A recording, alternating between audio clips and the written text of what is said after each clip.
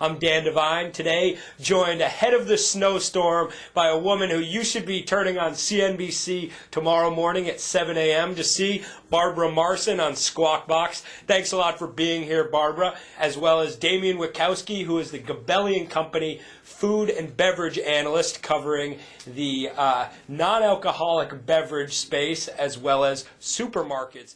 And the space that I cover is the non-alcoholic beverages, which includes companies that the biggest company in that space is Coca-Cola that Dan just mentioned, as well as PepsiCo, and then Dr. Pepper Snapple here in the U.S. And Coke just reported their fourth quarter numbers and their full year numbers. This morning, the stock is up over 3% when we left. And to Barbara's point, it's still, even with that price increase, yields close to 3%. So if you buy it today, you lock in the 3% yield. The company has raised their dividend 47 years in a row.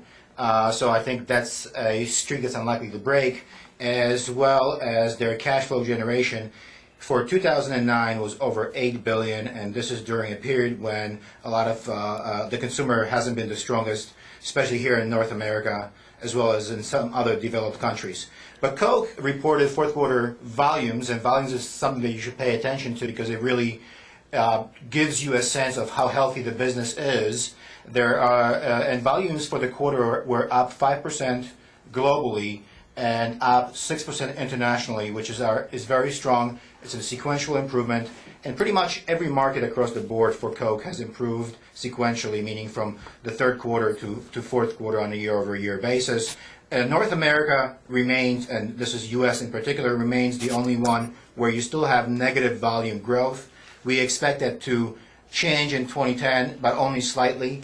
And but if you're there's been a lot of focus on what's happening in the emerging countries. Sure. Is the growth for real? And if you look at China and India, volume growth in China was 29% in the quarter. 29%, that's right. And it was over close to 20% in India. So tremendous, and it seems to show no signs of abating.